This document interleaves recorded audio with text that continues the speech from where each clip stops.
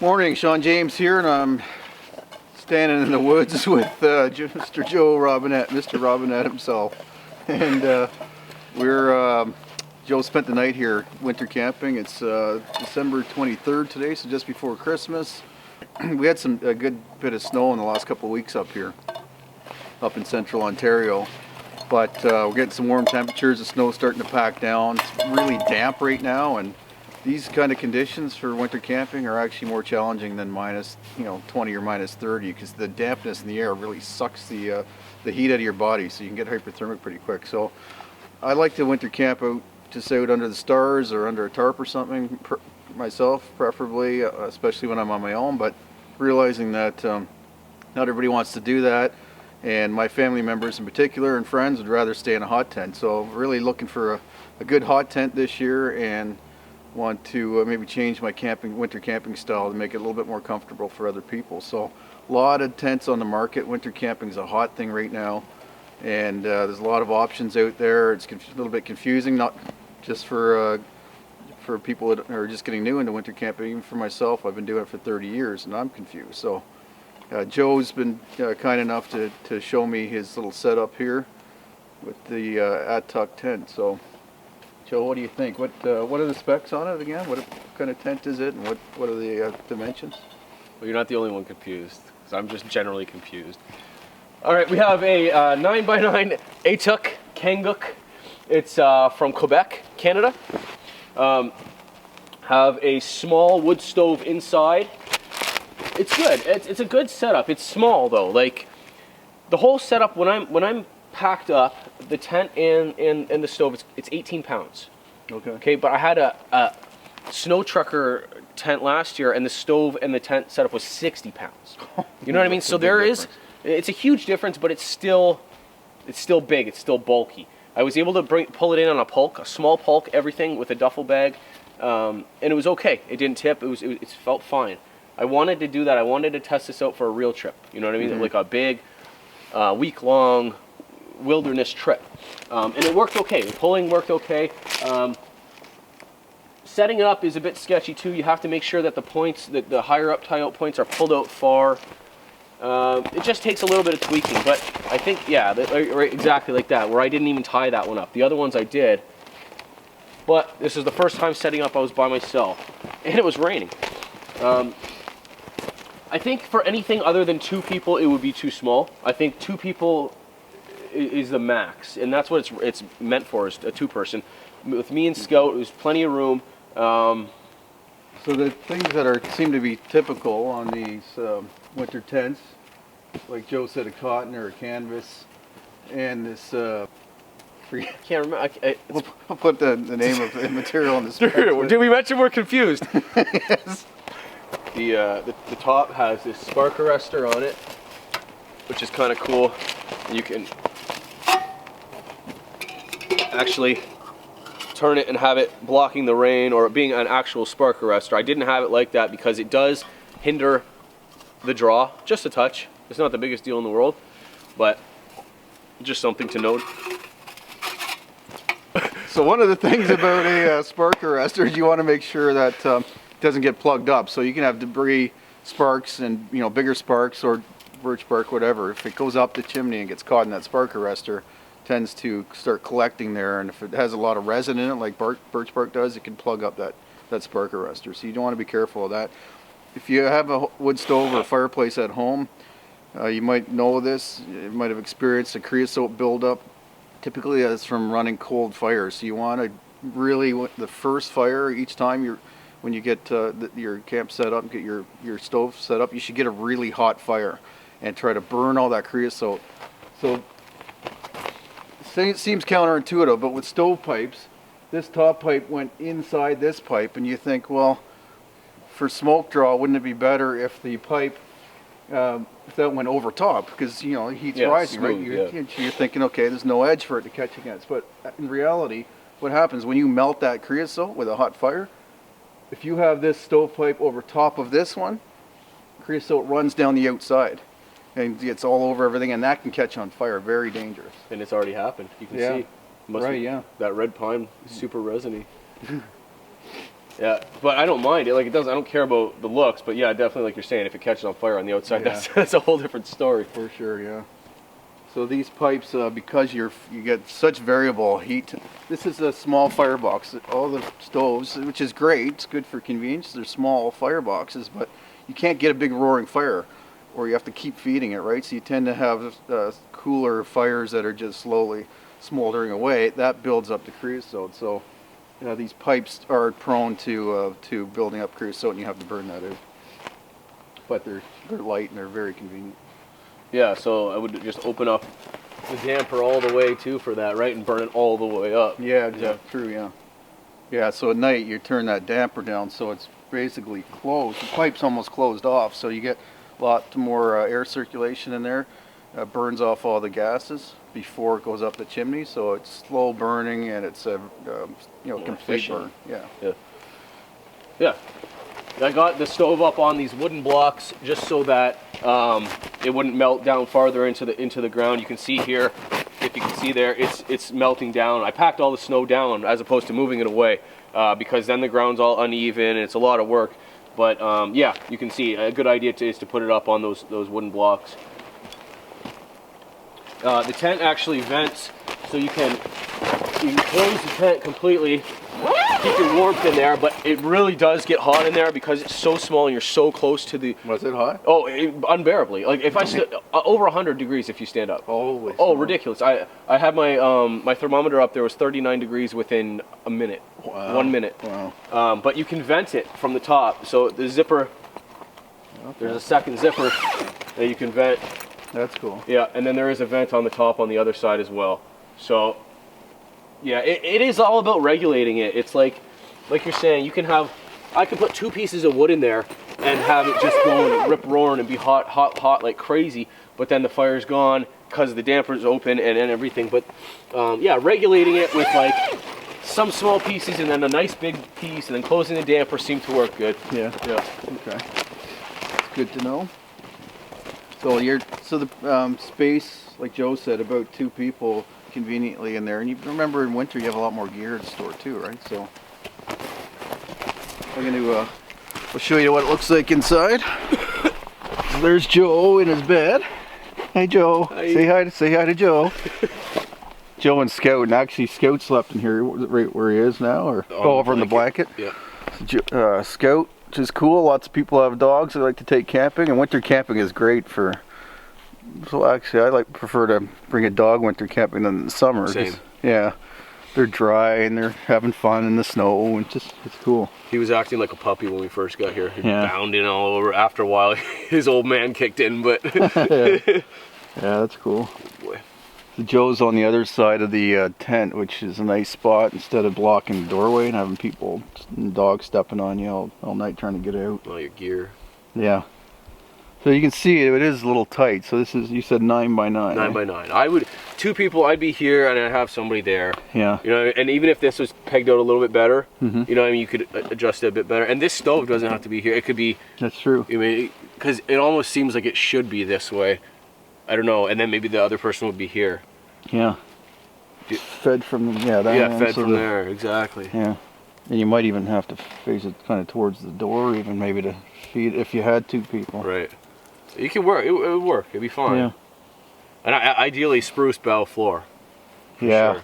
So that's another thing. So you'll see Joe sitting on. He brought a under. It's a tarp, a 5x7 nylon tarp. Okay, so he's got an under pad and then a sleeping pad. Yeah. A ground sheet and a sleeping pad. So I've only been winter camping in one tent before, and it was about like 0 - 2, and the ground thawed out. And then, so what happens? You're creating this heat sink, like basically a big pool. As you melt down all the snow inside that tent, like Joe said, it gets very hot, so it sinks down. You end up lower than everything around you. So any heat that gets to the side melts, and all that flows in on you. So you're actually sitting in like a pool by the end of the weekend. So you want to be careful of that. Like Joe said, spruce boughs on the ground Helps big time. Yeah, or people bring like those pads, like the floor, Yep. playroom floor stuff. Depends how much you get into it. Right. And like I'll do different style of winter camping. Like I'll go cold camping tomorrow. You know, it's no big deal. I don't need to be a hot tent kind of guy, but it's just another option. That's true. I question the. Get in here and feel the warmth. Question a little bit the usefulness, I guess, of a winter tent for short trips, because, like Joe said, you can cold camp. I'm quite comfortable in a warm sleeping bag by a fire with a tarp over me if it's snowing. I'm not sure I'd want to set this up unless I was out for maybe a week. I think that makes sense. Nice to have a nice warm base camp to come back to. Even if like you're with a few guys and you don't have to camp in here. This could be like a dry out, warm up, hangout spot. You know what I mean? If there's too many people to camp in it, you can fit 3 small camp chairs in here, no problem. You know, I really like that kind of idea. It's like a man cave or a portable man. Yeah, or even where you sit around and eat. Eat and drink. Right, communal. Yeah. And like if you're on a week-long winter camping trip, I don't care. Your stuff is going to get wet. Yeah. Whether it's condensation, sweat, regardless, your sleeping bag is not going to be rated the same as it was. To have somewhere like this where you can't hang your sleeping bag up over top of it, there's not enough room, but just to have it in here to dry out and warm up before your bed would be a plus too. That's true. That's a very good point. You underestimate how condensation affects your gear over a week. Like one night in my sleeping bag, especially in a bivvy, it's like I'm like shaking ice crystals off in the morning. That's how much moisture's in it.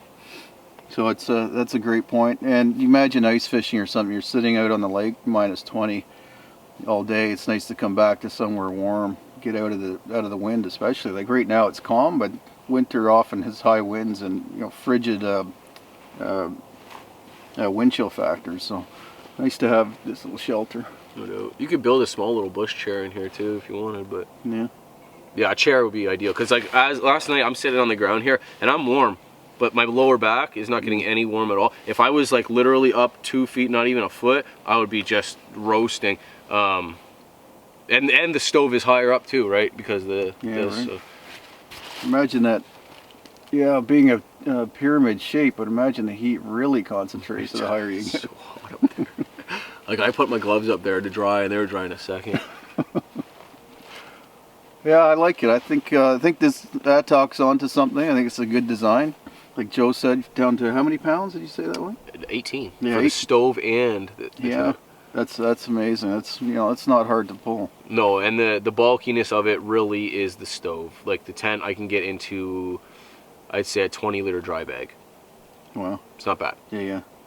And the thing about the stoves, there's collapsible stove, like complete fold-up ones. They're pretty chintzy. I don't know how long they're gonna last and how convenient they're gonna be to put together. I like one that's already kind of assembled like that. Yeah, it's sturdy. It's definitely sturdy. You can get the tables for the sides and everything. Oh, this? Yeah. Okay. Yeah, they hang off like a shelf. Yeah. Cool. Very good. I like it. Cool.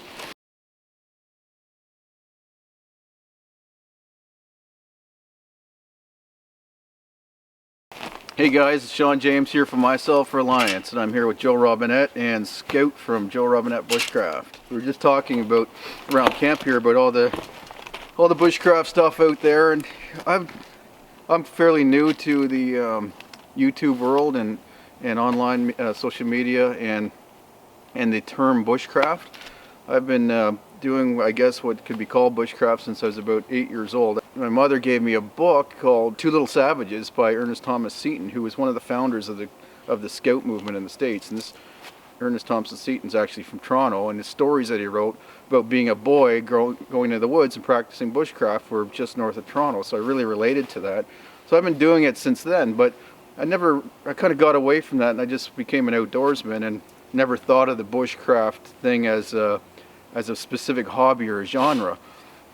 I think it was actually Joe's channel that I came across first, just looking for something up on bushcraft, or I didn't call it bushcraft, on something to do with the outdoors, and I thought, hey, this is pretty cool. This Joe guy's pretty cool, and but what's this bushcraft thing? I've never heard of this. So I started just paying more attention, watching more of Joe's videos and some other guys' videos, and I came to the conclusion that just recently, a different conclusion, I'll get back to that later, but just wanted to ask Joe about how he got started in bushcraft and outdoors, and who his inspirations were and so on. So Joe, if I could just ask you that, what made you get into bushcraft, and where'd you get started in this? Like yourself, I really didn't know that there was a term called bushcraft or a certain anything, and I really still feel like it could be considered a whole bunch of different things. But when I started off, I liked being outside. I liked going and playing in the woods, and I did that all the time. And I would follow animal tracks around and follow animals and build forts, because that's what they were. They were forts. And yeah, just hung out outside as much as I could possibly be. Later on, started watching things like, believe it or not, like Little House on the Prairie, Grizzly Adams, you know, things like that, like an outdoorsy kind of pioneer, and I really just loved it. I've always felt like I wanted to live back then. So when I first started actually getting into bushcraft, I watched guys like Ray Mears, Les Stroud, who obviously that was more survival, but Morris Kahansky. I bought the book called Northern Bushcraft by Morris Kahansky before they revised it and made it called just Bushcraft, and I really just studied that thing, and I could quote that thing. That was the Bible to me, right? Okay, cool. So I'd go out and I'd practice things, and now my forts started becoming shelters, and I taught myself the bow drill. It took me about a year to do it with practice and repetitive trying before YouTube videos, you know, before the internet was flooded with that stuff. So yeah, that was really my basic start to it, kickoff. When I first got that bow drill, Cole, after a year of trying, you know what I mean, I was like, I felt like I could do anything, and that's just some tiny small little part of it, but it like created this spark in me, no pun intended. And yeah, no, I've just been doing it ever since. So I've flown out to Missouri and Iowa a few times to camp and learn from Iowa woodsmen. Okay. His real name is Terry Barney. He's a former SEER instructor. He actually has a YouTube channel, Iowa Woodsman. Very, very knowledgeable guy. Trained under people who have trained with Ray Mears and Morris Kahansky and things like that, Tom Luchins. Yeah, I went there 3 or 4 times. I started, I did a guest instructor spot for him a couple times as well. How long ago would this have been? That was 5 or 6 years ago now, at least. Yeah, at least 6 years ago now. Yeah, and then so the YouTube thing started off with me making videos for a forum called Bushcraft USA that I was a member of, where Terry Barney, Iowa Woodsman, was a part of, and he would do these classes called Bush Class, and it was an online free learning thing, and you would just submit your video, exactly. Okay. Of you doing one of the things? One of the chores, one of the tasks, exactly. Cool. Yeah, it just snowballed from there. People started to like it, and it just kept going. Now I'm not on that forum at all, and YouTube has just taken over everything for me. YouTube is my thing. Yeah. So something Joe said was just. We're laughing because I'm trying to remember what point I came up because he rambled on for so long. I do that. It's funny because as an outdoorsman, you lots of guys do this stuff naturally. You go out under the guise of hunting. Like I was a hunter. If you were asking me 10 years ago what I am when I'm not working, I'm basically a hunter. Well, what a hunter meant to me was maybe different than what it means for other hunters. I would go out like for a week or two out into the backwoods and basically live out there with a bow and I'd made arrows and stuff, and I would shoot a big game animal, process and bring it home. For me, that was hunting. I never really thought that I used a whole bunch of skills while I was doing that would be considered bushcraft now. So when I hear the term bushcraft, and Joe kind of snickered there when he used the term as well, because even though it's a significant hobby, I think what I'm discovering as I follow this along further and talk to more people like Joe is that bushcraft, the term and the genre itself, really is more of a hobby. And hobbies are great and they're fantastic things that occupy our time. I think I see controversy in social media about what's survival, what's bushcraft, what's just camping, what's hunting, what's fishing. They're all the same. It's just not many guys ever get into a survival situation, so that's great to learn some of those skills, but how practical really are they? Where bushcraft is actually fun, like we're doing stuff and spending money on gear and for tents and snowshoes and great clothing and everything else, which is which is really hobby related. It's not really survival. It does teach you fantastic survival skills and makes you self-reliant, and you feel confident in your ability to do anything. As Joe said, if he got, as soon as he could do that fire drill, that gave him the confidence to make him believe he could do anything. I think that's important. I think the confidence it builds is great, but it really is it is a hobby, and I'm curious to see where Joe's headed with his channel and with everything he's doing beyond bushcraft or within bushcraft. Buddy, I would love to see that word just get thrown right out. Honestly, it makes no sense to me. It's if you, and maybe I'm just completely wrong. You know, maybe bushcraft is a certain thing, and I'm just not doing it. But I don't care. I just want to be outside. You know what I mean? I want to go camping. Camping is my thing. I want to go camping. I want to be able to be comfortable enough where I don't have to bring a ton of gear. I can use some natural materials with me. I can use some materials that I brought. Doesn't have to be all the way one or the other. And I just want to have fun. You know what I mean? If I'm not having fun, there's no point. But this year my channel is going to go in a little bit of a different direction.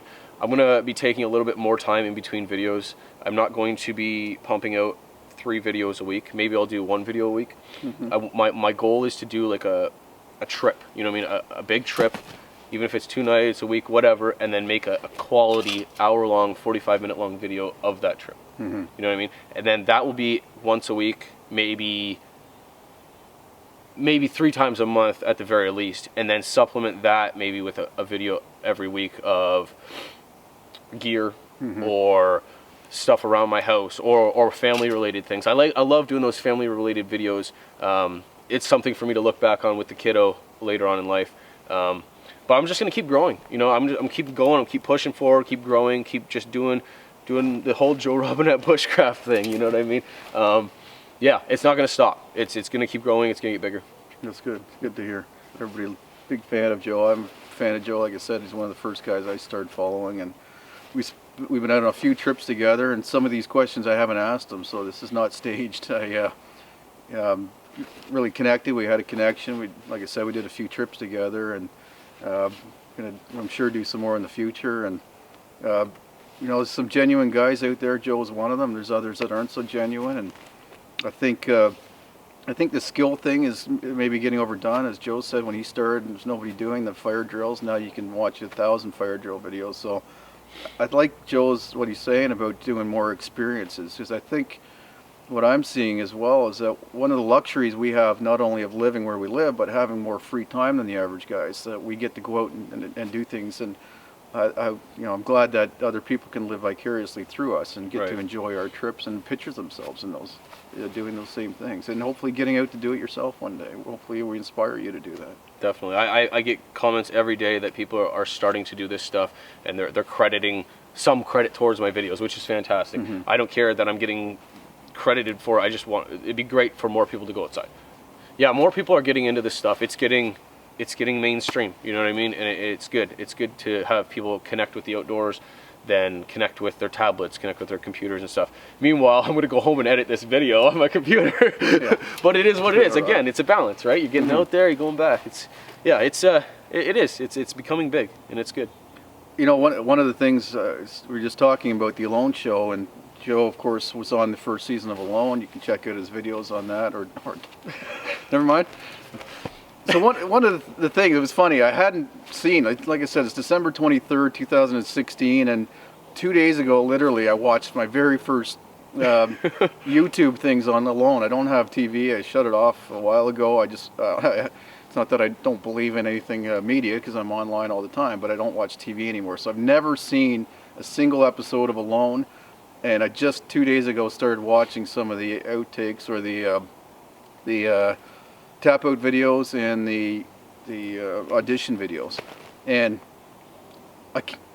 you know, it's funny, it just hit me that bushcraft and survival and everything that we're doing is sort of, the survival part is sort of a joke. Like Les Stroud and some of these guys that are actually doing more of the survival thing. I like what Les is doing. I just saw a picture of him today, sitting in an overturned basket of a hot air balloon. So he's trying to create situations that are legitimate. Like the plane going down in the northern bush is, you know, it is something I could even find myself in, a situation I can find myself in. But really, 99.99% of us are never going to be in a survival situation. So concentrating on survival skills, it gives you some sense of accomplishment and self-reliance and security, but it's not all that relevant. It's more about, to me, the hobby part of it. So you see the gear that we have, great gear, nice tent here. It seems a little bit ironic, or maybe we're not living the bushcraft or the survival thing, but you know what? Most of us don't have to. At the end of the day, I've discovered on my channel, based on feedback I get and all my social media accounts, that and my websites in particular, I get more questions about financial self-reliance. How do I make enough money, or how do I make the right kind of money doing the right kind of things so I can spend more time doing what you're doing? And I started thinking about that question more. I'm looking at my website, looking at my responses, my feedback, my communication with people, and I'm amazed at how true that is. The most interest I get in something is when I'm doing something at home that's actually saving me money or earning me money so that I can get out and do things. Like, I took a year and a half off and rented a farm and grew all my own vegetables and raised my own meat and everything, and I found out that at the end of the day, financially made no sense. I had no time to get out there and enjoy myself, no time to do this stuff, and it was a drain on me physically and mentally and emotionally, and I realized, hey, you know what, this is counterproductive. I'd rather spend my time being more efficient, financially self-reliant, get out there, practice these skills to make myself feel more self-reliant and secure, and have fun and get out there and enjoy stuff with what Joe and I are doing here. And stay sane. Getting out keeps you sane. Yeah, absolutely. It's been 3 weeks since my last trip, and that doesn't sound like a lot, but holy, it was a lot. I needed to come out here. I drove 5 hours to camp one night. Yeah, good for you for doing that. That's a good point. Get out there and just do it. Like that. Joe's not where Joe lives, it's difficult for him to get out to do this stuff sometimes. So appreciate what he does, like the effort he has to put in. So it's not an excuse that you live in a city or you live far from the bush. Like Joe said, 5 hours, and he's up by where I live right now, and I'm like, okay, I want to drive 5 hours. In fact, I rarely drive 5 hours, and there's places I want to go 5 hours from here that I rarely get off my ass and do. Joe does it every time he goes out and does a video for you guys. So good for him, but that's inspiration. Get out there and do what he does. Get out there and do what we all do. It's worth it. Yeah. Tis. Good enough? That's good. So thanks for watching, Joe. Thanks for talking to me, and thanks for coming out. Yeah, thanks for showing me your tent. You did a fantastic job here. Thanks. Thanks. I really appreciate it. I actually met Joe online this year, actually on YouTube, and really connected. So I'm really glad we met, and really appreciate everything that he's taught me, and hopefully I've taught him a few things. Nothing, but it's still cool. Yeah, very good. I'm just joking. Wealth of knowledge, man. Taught me how to trout fish, even though I still haven't caught any, but hey, it's worth something, right? No, so thanks for watching, and thanks to Joe for telling me a little bit more about what he does and what he's going to do, and thanks for the inspiration. Yeah, no worries. Thanks for coming out, buddy. Good times.